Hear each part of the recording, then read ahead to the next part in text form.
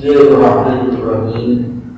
Ya Nabi Mustafa Rasulullah sallallahu alaihi wasallam thumma wa alihi wa ikhwanihi min al-anbiya wal mursalin wa ala kulli sahabati ajma'in. Wa sallallahu alaihi fi din wa Qur'an wa hadith mufassirin wa bi abaina wa ummatina wa ajdadina wa jaddatina wa a'mamina wa ammatina wa akhwalina wa akhwatina musyrikin والمسلمين والمسلمات والمؤمنين والمسلمات والشيخ محمد بن عبد الرحمن وولي الدين الشيخ محمود والشيخ من شيخ عثمان بن الراوي وشيخ من شيخ عيسى فالسمو شيخ من شيخ اسماعيل السلمي وشيخ من شيخ الإمام الباقر المرسوم اسمه شيخ علي عبد الوهاب هادي عبد الصمد وشيخ محمد الشافعي هذا اسمه الشيخ الفرحي وشيخ أبي علوي سيد حملة رسول أبو الثلج المغربي وشيخ محمد أمين الحرامي اللهم الفاتحة. أعوذ بالله من الشيطان الرجيم. بسم الله الرحمن الرحيم. الحمد لله رب العالمين الرحمن الرحيم مالك يوم الدين إياك نعبد وإياك نستعين اهدنا الصراط المستقيم صراط الذين أنعمت عليهم غير المغضوب عليهم ولا الضالين آمين. Bismillahirrahmanirrahim. Alhamdulillahirabbil alamin. Wassalatu wassalamu ala sayyidina Muhammadin wa ala alihi wa ashabihi ajma'in. Amma ba'du. Berdasarkan hadis kita wa hadis Muhammadin sallallahu alaihi wasallam, syarrul umuri muhdatsatuha wa kullu muhdatsatin bid'ah wa kullu bid'atin dhalalah. Ishrah li sadri wa yassir li amri wa hlul 'uqdatam min lisani yafqahu qawli. Ya Fattahu ya Alim ya Razzaq ya Karim iftah lana futuh al-'arifin bidika karamika ya akramal akramin. Subhanaka la ilma lana illa ma 'allamtana innaka antal 'alimul hakim wa tub 'alaina innaka antat tawwabur rahim. Bismillahirrahmanirrahim. Qala al-mu'allif rahimahullah ta'ala wa nafa'ana bihi wa bi ulumi fid din amin. Thumma qala wa khatamat as-surah bi tawsiyatihi sallallahu alaihi wasallam bi wasaya salasin. Dan surah ini ditutup dengan tausiah, dengan nasihat kepada Nabi sallallahu alaihi wasallam bi wasaya salasin, dengan 3 wasiat. Di surah Al-Duha ada pesan khusus, ya, penutup dari surah Al-Duha ini Rasulullah diberikan pesan khusus yang dikatakan sebagai wasiat. Ada 3 yang dipesankan pada Rasulullah SAW. Yang 3 itu muqabilatil kani'amis salasi, itu berimbang. Artinya 3 wasiat itu berimbang, sepadan dengan nikmat yang 3. Apa itu? Ya'tafu 'alal yatim. Yang pertama, supaya Rasulullah berlaku lembut kepada anak-anak yatim. Kenapa? Allah memperingatkan bahwa dulunya Rasulullah pun seorang yatim. Dulunya itu Rasulullah seorang yatim. Maka kemudian fa'amal yatima fala taqhar. Anak yatim yang kau haji, yang kau marahi. Kenapa? Engkau itu dulu yatim, sekarang kau mengangkat dari engkau, maka berlaku lembutlah pada anak yatim. Jadi artinya Rasulullah diberikan gambaran bagaimana sebenarnya susahnya, sengsaranya, dan sangat menderitanya seorang yatim. Maka saat itu Allah angkat dari Rasulullah, dan sekarang di orang yang mulia, maka berlaku baiklah kepada yatim. Itu peringatan Allah khusus pada Rasulullah, ya. Jadi karena Rasulullah sudah mengalami keyatiman, maka kemudian setelah Rasulullah menjadi orang mulia dan diangkat menjadi seorang nabi, maka Allah peringatkan, hati-hati dengan anak yatim, karena engkau pun dulunya adalah anak yatim yang kemudian Allah angkat derajatnya. Ini bukan berarti ketika kita nggak jadi yatim kemudian nggak bisa atau nggak mampu untuk melindungi atau untuk main-main, itu bukan itu. Tapi biasanya orang yang sudah mengalami langsung seharusnya lebih memahami. Seharusnya lebih memahami karena dia pernah merasakannya, pernah susah. Kalau orang yang dari kecil hidup senang, nggak pernah susah karena bapaknya pejabat. Kalau dia jadi pejabat mungkin saja nggak pernah ngalamin susah, nggak pernah ngerasain orang miskin, maka ketika menjabat mungkin saja perhatiannya agak kurang. Tapi kalau orang yang pernah susah ketika dia menjabat, dia pernah dulu saya pernah susah, jadi saya sekarang tidak menginginkan rakyat saya susah, kayak gitu. Ya kalau emang dari dulunya udah senang, nggak pernah susah, nggak pernah tahu. Ya. Jadi kalau pejabat-pejabat yang pernah ngerasain susah, pejabat-pejabat yang dahulunya begitu, dia karena bakal perhatian mungkin dengan orang susah. Mungkin saja, tapi biasanya yang mengalami itu apa? Lebih merasakan, lebih tahu apa akibatnya. Nggak usah diceritain, dia juga udah ngerasain ini. Ya. Jadi Allah meringankan pada Rasulullah, dulu kau itu yatim, selama kau angkat derajat engkau itu, maka pada anak yatim pada siapa? Apalagi wala mahamutaj, ya, rahimnya sayang pada orang-orang membutuhkan, para fakir miskin. Kenapa? Engkau juga dulu miskin. Wa ammas sa'ila fala tanhar. Tapi Rasulullah bukan berarti tukang minta-minta, tidak. Tapi sa'il itu biasanya orang minta itu orang yang susah. Ya, orang minta itu orang yang susah biasanya. Sekarang kan enggak ya, orang kaya minta kan ya. Sekarang kan orang kaya minta, bukan orang susah aja. Jadi sekarang itu kita itu bangga kalau dia orang susah. Kenapa bangga susah? Kalau nggak ngaku orang susah, nggak dapat bantuan, nggak dapat kartu. Jadi ngaku dulu saya orang susah. Walaupun ada gelang emasnya, ada kalung emas, mau ngambil kartu miskin naik motor, motornya pun bukan motor kreditan lagi. Tapi ngaku orang susah. Jadi tadi orang bangga kalau diakui orang susah apa? Banyak bantuannya.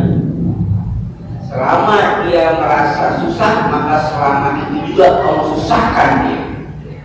Tapi kalau orang merasa kaya cukup dia, maka mau cukupkan dia.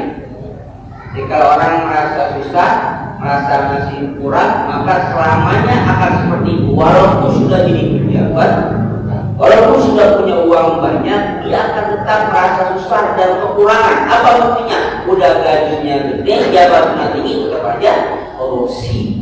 Kenapa? Karena masih merasa susah, kurang. Jadi selama dia merasa susah, merasa kurang, Allah kurangkan dia.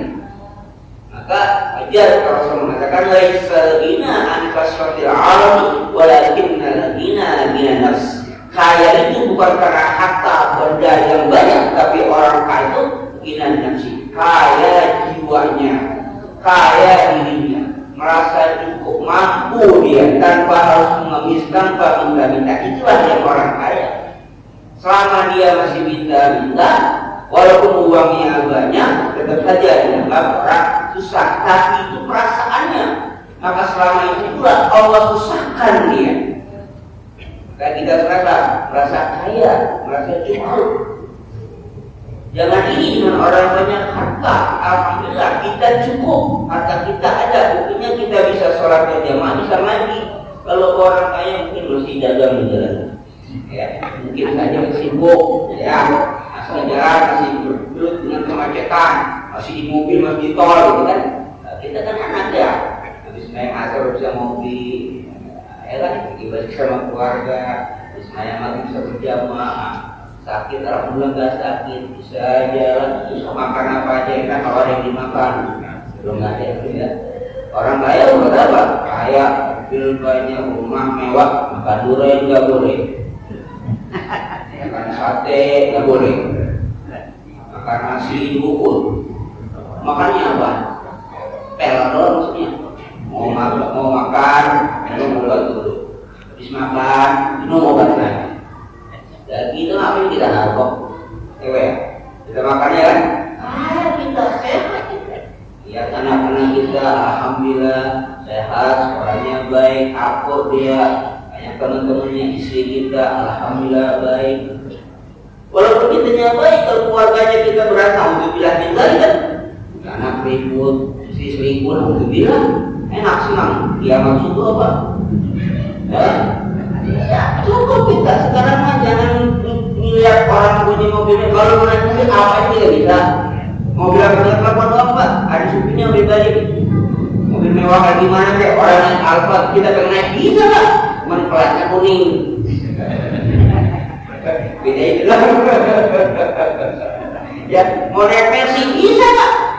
Ya naik Mercy tinggal telepon dong sampai rumah, depan rumah. Ada supirnya lagi. Sekali buka tek 25.000. Begitu loh belum masuk. Selain cerita tenang aja sekarang nggak usah ngirim jemputan aja apa sekarang ya. Jadi selama kita merasa kaya Allah kayakan kita, selama kita ifah Allah aktifkan kita. Arti ifah itu kita butuh harta iya tapi kita nggak habis mohon pada Allah maka Allah cukupkan.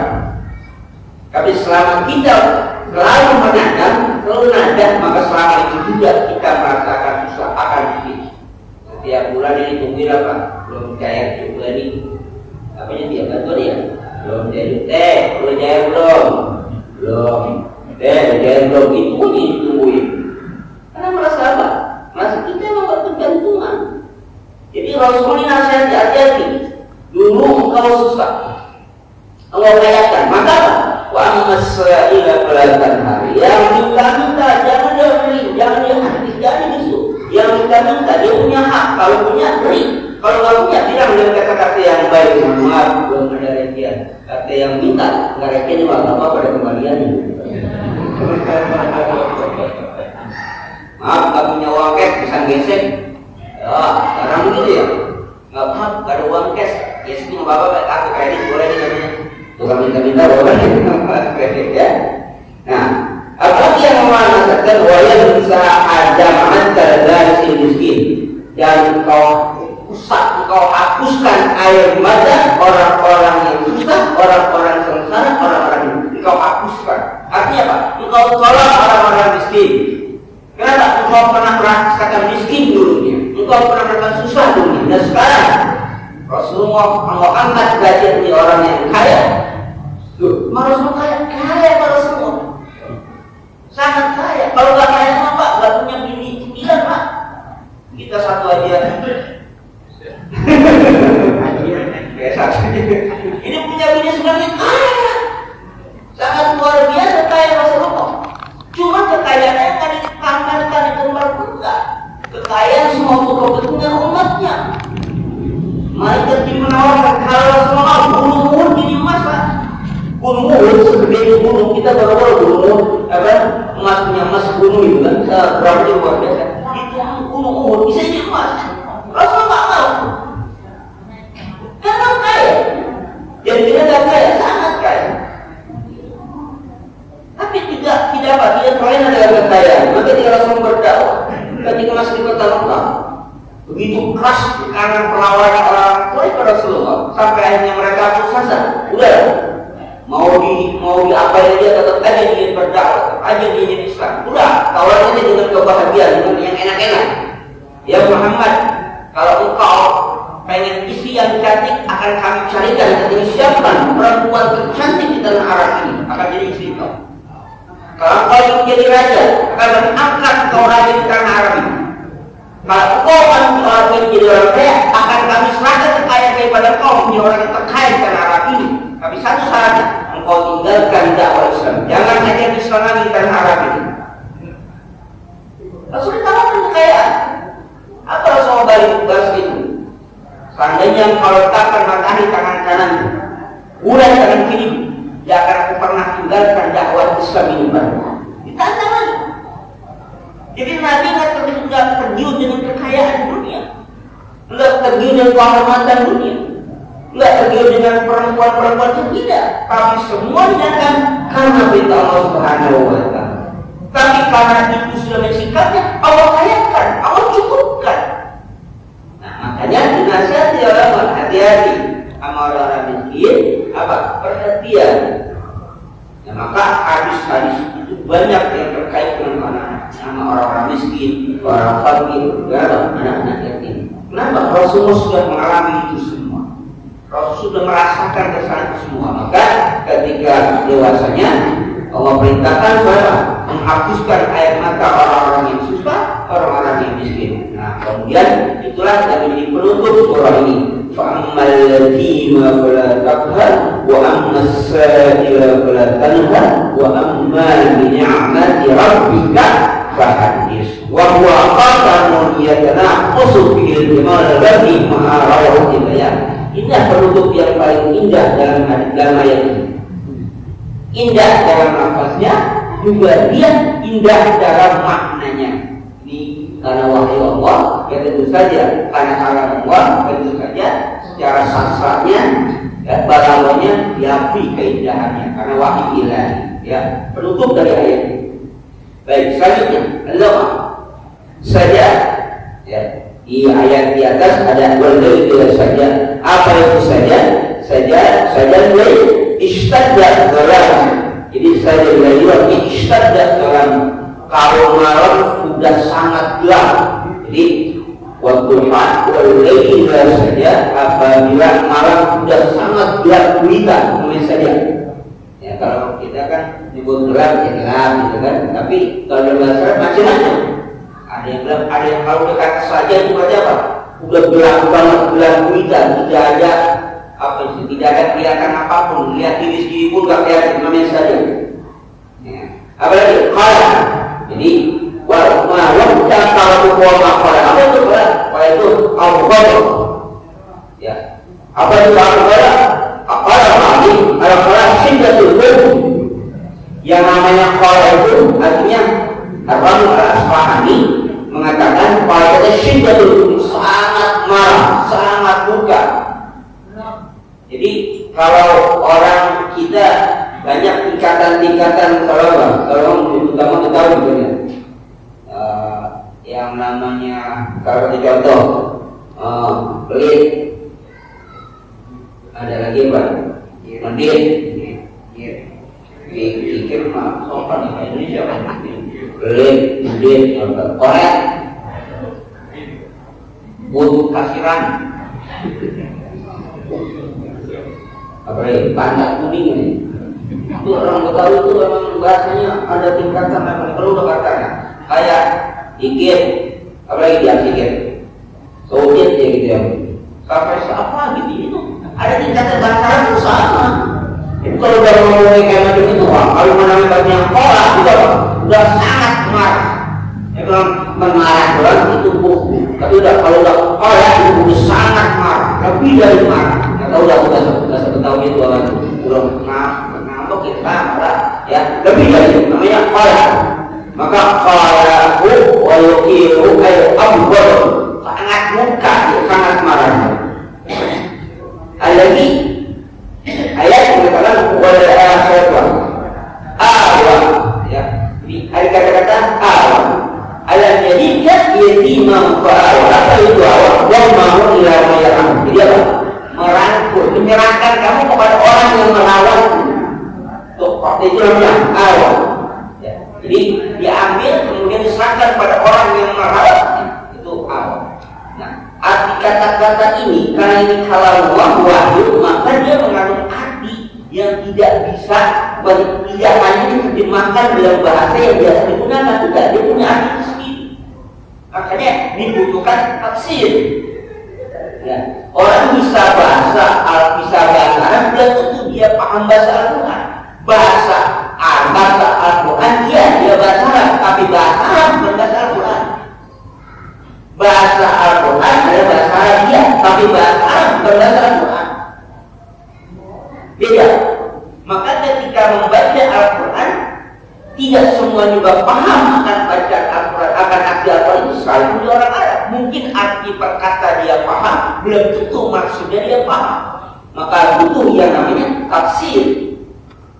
Nah ini tafsir ini membuat apa? Membuat penafsiran perkata. Jadi kenapa Allah menggunakan kata itu untuk menunjukkan ayat ini? Nah itu tujuannya. Apalagi dengan ailan. Apa itu ailan? Di sana katakan wajadaka ailan fa'am. Apa ail itu? Ail adalah fakiran muqdam. Wa min istadda bil faqr. Fakir itu, ail itu lebih dari fakir. Jadi ail itu lebih dari fakir. Jadi kalau dalam terminologi itu ada miskin, ada fakir, ada aneh. Miskin, fakir, aneh. Aneh itu lebih parah lagi. Kalau katanya sih kalau bahasanya fakir, orang sebut miskin, misalnya butuhnya 100.000, dia hanya bisa memenuhi sehari 75.000, berarti dia betul miskin. Maka sekitar 75% dia bisa penuhi, sisanya nggak bisa, itu miskin. Kalau fakir, itu bisa butuh 100.000, dia bisa memenuhi paling-paling 50.000, berarti 50%, itu fakir. Jadi kalau misalnya butuhnya sehari, dia untuk makannya 100.000, tapi bisa cuma nyari berapa? 50.000, berarti dia masuk kata berapa? Fakir. Ada lagi yang lebih parah lagi, akhir namanya. Nah akhirnya tidak itu. Mungkin kalau dia 100.000 setiap hari, tapi seharinya cuma bisa 25.000. Itu namanya apa? Akhir. Jadi artinya ketika mengatakan wajar keadilan, faham? Dulu kami dapat itu air, bukan hanya fakir, bukan hanya miskin, lebih dari itu, lebih parah dari itu. Lebih parah dari itu. Kenapa? Karena tidak bisa memenuhi kebutuhannya. Soalnya Allah kayakan sekarang. Nah, ketika ya hati-hati ya Muhammad. Senang betul? Jangan sombong sama orang miskin. Dulu tuh kamu begitu, nggak saya begini. Jadi kata-kata itu, kalau kita mungkin menerjemahkannya sama. Ya fakir, ya miskin, ya miskin. Fakir, ya miskin juga. Air, ya miskin juga. Kan tidak sama. Tapi ketika bahasa Arab digunakan beda. Tingkat kemiskinan itu beda. Nah, air itu lebih parah lagi. Nabi pernah mengalami masa itu, separah itu. Kemudian Allah angkat. Ini juga gambaran bagi kita sebagai makhluk Allah bahwa Allah bisa saja mengangkat derajat orang-orang yang susah menjadi orang-orang yang mulia atau orang-orang yang kaya. Bisa saja Allah jatuhkan orang-orang yang kaya menjadi yang susah. Bisa saja. Ya. Wa'izzu man tasya wa tudhillu man tasya biyadikal khayr innaka ala kulli syai'in qadir. Ya. Artinya ketika dia miskin, ketika kita susah, jangan putus asa. Allah bisa angkat derajat orang susah menjadi orang yang kaya. Tapi ketika kaya, jangan sombong. Kenapa? Allah bisa miskinkan dia dengan syarat. Izzu man tasya wa tuzillu man tasya. Ini bagi umat Islam, kita diharapkan apa? Jangan pernah berputus asa pada kondisi apapun kita. Tapi sebaliknya, ketika kita menjadi orang yang sukses, orang yang di atas, jangan pernah sombong. Kenapa? Pada suatu saat Allah pun bisa menghancurkan dia, Allah pun bisa menjerumuskan dia. Jadi apa? Ada posisi sikap di mana pada posisi yang berbeda, kita sikap berbeda. Dalam keadaan susah, mungkin sikap yang paling baik ketika bersabar. Dalam keadaan kita baik-baik saja atau keadaan kita sehat, maka kita pasti menjadi orang yang bersyukur. Jadi ketika di bawah kita bersabar, ketika di atas kita bersyukur.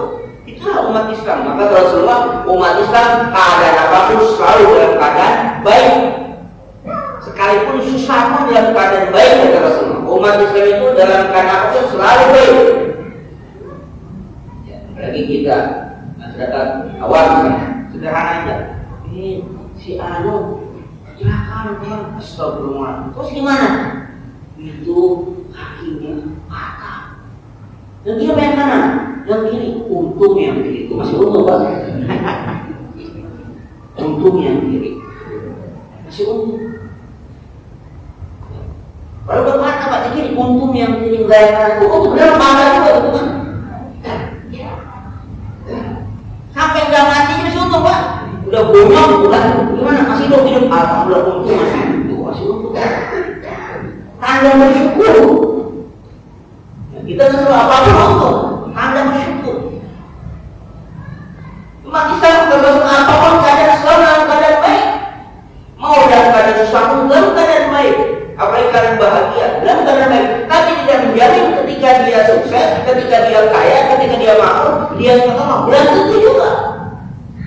Tapi kalau orang muslim ketika dia di bawah dia bersabar, ketika di atas dia bersyukur. Itulah sebaik-baik orang yang beriman. Nggak pernah lupakan itu. Ya. Selanjutnya ayat akhir itu apa? Jadi apa tadi? tadi. Allah nazzala fil kitabi fardatan lil sabilil fakiril a'mi.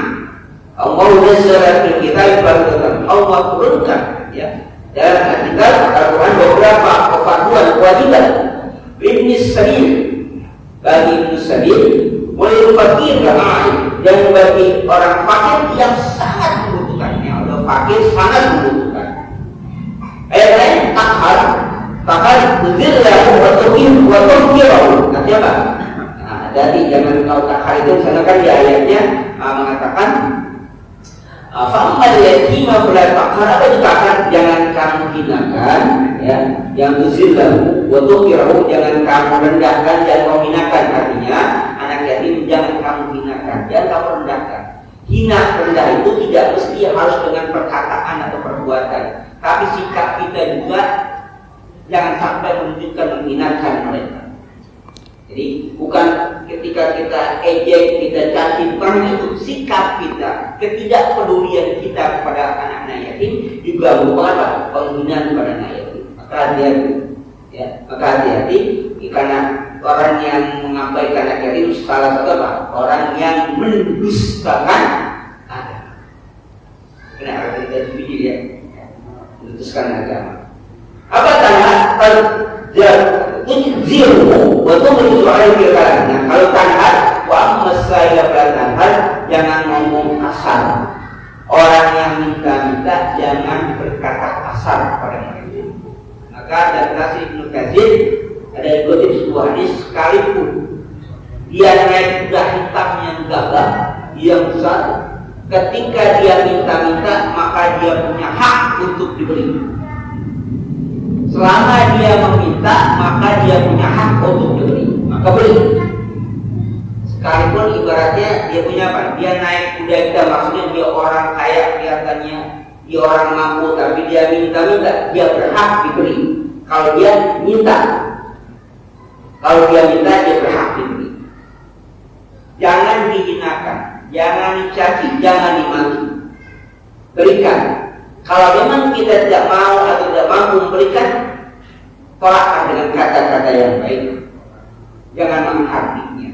Kenapa? Karena kita tidak tahu. Kita hanya melihat dengan zahirnya saja. Mungkin dia punya kendaraan macam itu, tapi mungkin saja utangnya sangat bergantung. Ya, sekarang kan ya orang-orang kaya punya apa? Utangnya banyak. Kapan ketahunya? Tidak mati. Ini warisannya banyak. Katanya apa?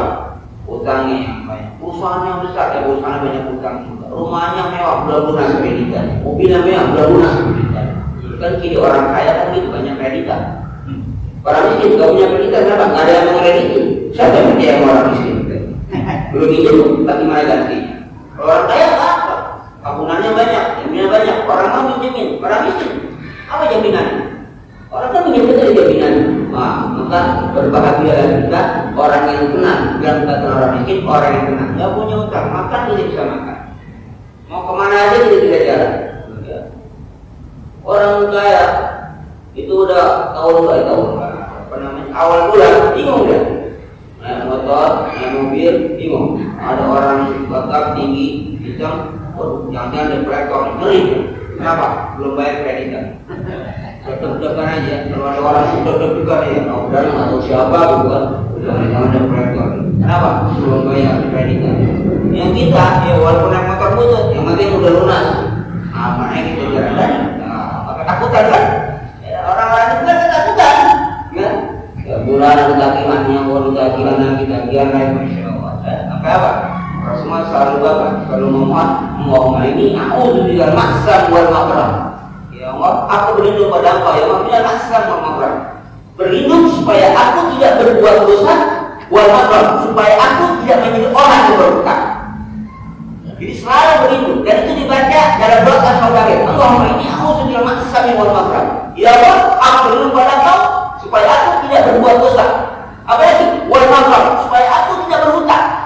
Siti Aisyah bertanya, Rasulullah, kenapa engkau berbuat doa supaya engkau tidak berhutang? Kalau dosa wajar, Rasulullah memohon untuk ini dosa wajar. Tapi kalau hutang bagaimana? Kata Rasulullah, orang kalau punya hutang maka dia sering berbohong. Aku enggak bisa. Kata Rasulullah, orang yang berhutang sering berbohong. Tarsok, kreditnya ada. Tarsok, kreditnya ada benar. Nah, orang yang sering berhutang, maka dia sering berbohong. Maka Rasulullah memohon kepada Allah supaya tidak berhutang. Ya, Rasulullah pernah berhutang, bahkan diomelin. Tapi Rasulullah gaji dengan yang lebih baik. Tapi ketika akhir hayatnya, Rasulullah menggadaikan baju dirunnya rompi baja untuk orang, digadaikan pada orang yang lebih dengan 6 karung gandum, bukan karung gandum untuk makan istri. Seorang Rasul menggadaikan rompi bajanya itu karena sudah tidak perang lagi untuk ditukarkan, digadaikan dan kemudian diam tapi pada penggadaian itu dengan apa? 6 karung gandum untuk makan keluarga. Sampai Sayyidina Abu Bakar As-Siddiq itu baju besinya itu belum sempat ditebus, sampai Rasulullah wafat belum sempat ditebus. Artinya Rasulullah wafat tidak pernah meninggalkan hutang. Maka kalau ada seorang sahabat yang wafat, Rasulullah tanya, ini orang punya hutang nggak? Punya hutang nggak? Kalau dia punya hutang, kami nanya lagi, punya peninggalan warisan nggak? Kalau dia punya untuk bayar, kami sholatkan. Tapi kalau punya hutang nggak? Punya.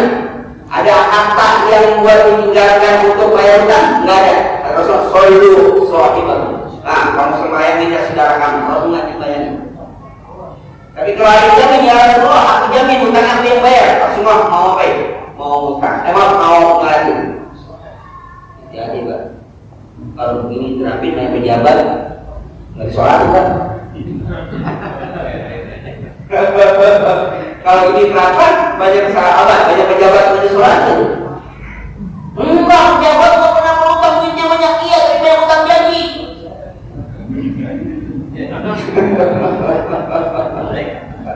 Hutang harta nggak, hutang janji banyak dia yang ditempatin.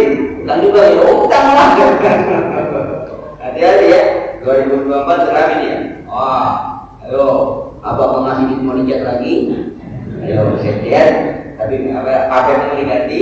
Nah, saya ganti. Tapi nanti pilih saya. Ya, al-waqtu day. Al-waqtu day. Janji itu hutang. Ya, ada sekatan al-waqtu day. Al-waqtu day. Janji itu hutang. Berarti harus dipenuhi, dibayar. Nah, kajian pandai-pandai yang sering-sering kita berjanji, karena wajib kita penuhi, termasuk amanah. Hanya ini amanah, ini begini gitu kan. Hati-hati, kenapa? Karena Rasulullah pernah mendapati seorang ibu, jadi anaknya itu menangis, janjikan nanti apa? Dia punya apa? Kalau bahasa kita punya makanan enak, punya rumah di rumah supaya anaknya enak. Rasul tanya, ibu, benar nggak kamu punya itu? Nanti kamu berikan mana? Iya ada Rasul. Di mana? Kalau semua seandainya kamu nggak punya, maka kamu akan ditulis sebagai pendusta oleh anak kamu sendiri. Dia anaknya nggak boleh, Pak. Tidak, anaknya nangis. Kalau kita dibaik-baikin ya, ayo pulang gitu teman. Itulah dibaik-baikin, dibujuk dia. Akan diberikan sesuatu. Rasulullah dengar, Rasul, benar nggak kamu punya ini di rumah yang akan kamu berikan pada anak kamu? Kata ibu itu, iya ada. Seandainya kamu nggak punya, maka engkau akan dianggap pendusta oleh anak kamu selama-lamanya. Hati-hati. Jadi nggak boleh anak juga berbohong, itu nggak boleh. Kalau yang kita punya, ya. Kalau nggak punya, katakan saja. Nggak usah dapat, nggak usah dijanji-janjikan. Anak nggak punya, itu sama saja. Boleh bohong. Bohong tetap bohong. Apalagi kapasitasnya dia sebagai orang yang terhormat. Oleh karena itu, Nabi Ibrahim alaihissalam dia bisa memberikan syafaat di akhirat karena merasa ada 3 kali pernah berbohong. Walaupun pada pasir mengatakan dia Nabi Ibrahim tidak berbohong, tapi berdiplomasi. Tetap jangan berbohong. Apa yang berbohong? Yang pertama ketika Nabi Ibrahim diajak untuk menyembah berhala. Waktu itu kan Nabi Ibrahim tidak suka. Ketika diajak pada hari raya Idul Adha, Nabi mengatakan inni sakim, aku sedang sakit. Kata ini tidak sakit, tapi sedang sakit. Para pasien mengatakan Nabi Ibrahim sakit sebenarnya, tapi sakit hati, bukan sakit fisik. Tapi sekolah wanita apa? Sebagai orang yang berbohong. Kedua, ketika apa? Nabi Ibrahim menghancurkan berhala-berhalanya. Kemudian ketika ditanya siapa kawan ini, Ibrahim mengatakan berhala kabirhum hadzal, itu yang ngerjain yang besar itu. Itu pun dianggap berdoa. Kenapa enggak ngomong langsung aku yang menghancurkan itu kan? Nah, para ulama mengatakan Nabi Ibrahim mengatakan balak kabirhum hadzal, itu Nabi Ibrahim. Balak kabirhum hadzal ini gitu mana? Umatnya enggak paham ya, karena tidak ngomong. Tapi tetap dia kalah. Yang ketiga, ketika istrinya Sarah itu wanita yang sangat cantik, wanita yang sangat cantik dan solehah. Jadi di sana itu ada seorang raja yang tak boleh melihat perempuan bening. Nah, perempuan cakep apa? Dia ambil aja rumah raja. Nah, ketika masuk Nabi Ibrahim ke kerajaan itu dilihat oleh para pengawal kerajaan ada wanita cantik. Pasti rajanya itu suka, dilaporkan ke raja. Nah, rajanya apa? Lihat cantik, ambil dia. Kalau dia anak dari seseorang, seorang anak, maka dipaksa bukan? Sama bapaknya, diminta dengan cara yang paksa. Tapi kalau dia suami dari seseorang, maka nggak diminta, dibunuh suaminya. Kalau anak kan dimiliki oleh orang tua. Jadi udah ambil bapaknya mau nggak mau nyerahin. Tapi kalau suami kan enggak, dia kan milik dia, maka ada baik dibunuh suami. Nah, ketika Nabi Ibrahim bersama dengan Sarah, ditanya ini siapa? Ini saudara perempuanku.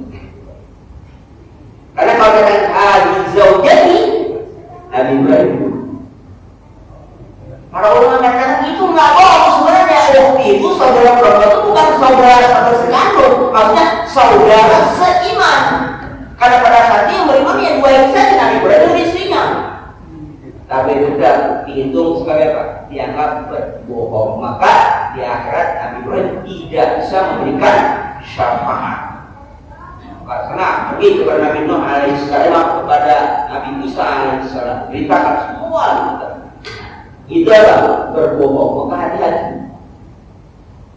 Nabi sangat wanti-wanti ketika seseorang melakukan pembohongan, walaupun pada anak sendiri, maka dia akan dinilai oleh anaknya, akan terekam oleh anaknya. Ibu saya, bapak saya membohongi saya. Karena dia bisa melihat, dia bisa tahu. Maka Nabi hati-hati. Bagus yang kau katakan itu benar, bahwa kamu punya di rumah apa yang kamu janjikan. Kalau tidak, maka anak kamu akan mengatakan kau sebagai seorang pembohong. Jadi, ya, baik. Sabab usul. Nah, ini kita baca tafsir apa? Ada sebab turunnya ayat. Kenapa surah ini? Itu namanya dalam ilmu tafsir ilmu sababun nuzul. Istaka Rasulullah SAW pada menyekum lailataini aw salatan. Faja'at imra'atun wa hiya ummu Jamil imra'atu Abi Lahab. Faqalat ya Muhammad inni la yakuna syaitanun qad taraka. Lam ara qurban lailataini aw salatan. Fa'allahu azza wa jalla wa duha wal layli sajda ila akhir. Sebab ayat ini istaka Rasul mengaku Rasulullah SAW pada dia mengadatnya al-salasa. Jadi pada Allah tapi tidak turun ayat. Jadi Allah Rasulullah mengadu pada Rasulullah pada Allah Taala segala sesuatu yang dihadapi pada orang Quraisy tapi tidak turun ayat. Berapa lama? Lailatain al-salasa. Tiga malam atau 2 malam itu tidak turun wahyu. Ketika Rasulullah sudah mengajar pada Allah itu tidak turun wahyu.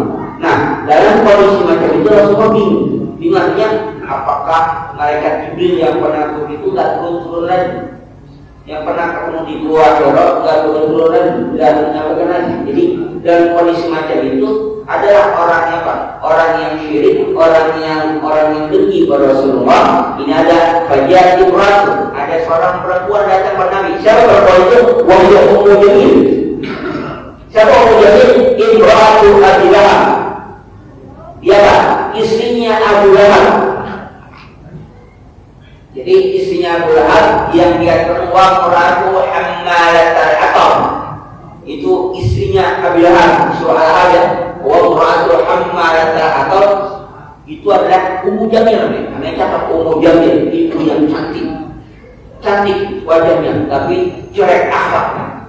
Karena dia sangat membenci Rasulullah SAW. Bahkan saking bencinya itu, ketika jalan yang ditempuh oleh Rasulullah mau ke masjid atau mau ke Ka'bah itu, diapain? Diaurin duri-duri kayu-kayu supaya nanti Rasulullah terluka. Sampai begitunya. Dia pangkulinnya kayu-kayu, dia taruh di situ supaya Rasulullah terluka.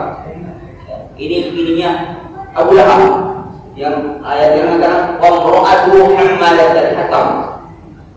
Itu ketika melihat Nabi dalam keadaan itu sudah 2 hari 3 hari, Nabi seperti orang yang bingung. Kenapa? Karena ini awal-awal yang turun.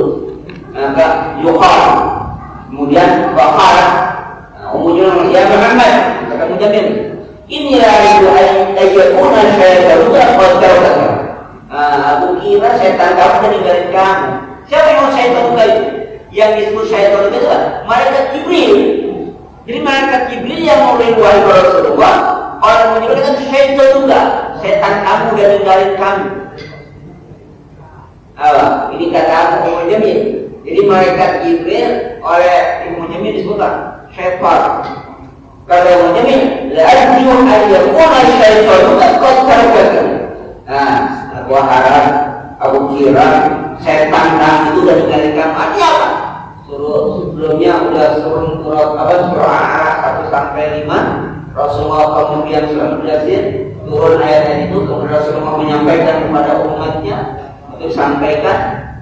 Ketika Rasul mengadu keadaan seperti itu, ada sekarang yang susah, dan pengertian udah turun, tapi kemudian nggak turun lagi. Padahal Rasulullah sudah mengharapkan selama 3 atau 2 hari nggak turun, nggak menyampaikan oleh malaikat Jibril. Rasulullah dalam keadaan bingung.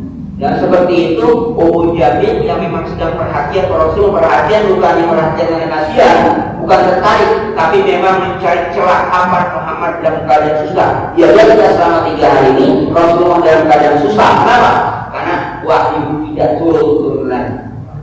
Dia ceklah sama Ummu Jamil. Kata Ummu Jamil, setan kau sudah turun lagi, sudah meninggalkan kau.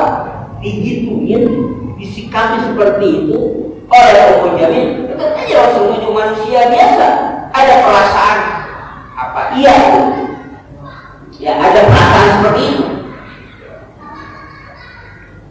Ketika dia kenyataannya bahwa 2 atau 3 malam 3 hari itu tidak turun wahyu, kemudian Ummu Jamil mengatakan, setan kamu udah kembali lagi. Jadi dianggap itu kemarin itu hanya apa? Hanya setan yang bukan wahyu, kalau bahasanya Ummu Jamil bukan wahyu.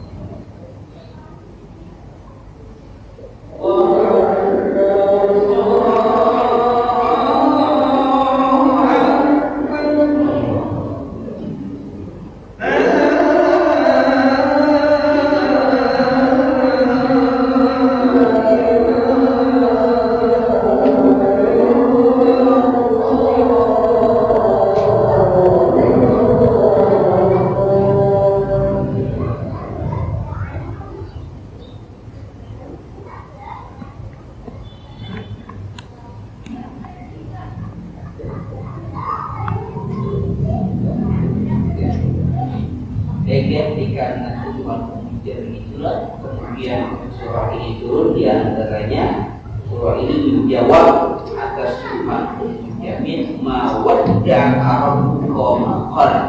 Tuhan kamu tidak meninggalkan kamu dan tidak murka pada kamu sebagaimana yang dituduhkan oleh Umayyin, istri dari Abu Lahab. Ya, summa qala at-tafsir wa al-Fatihah.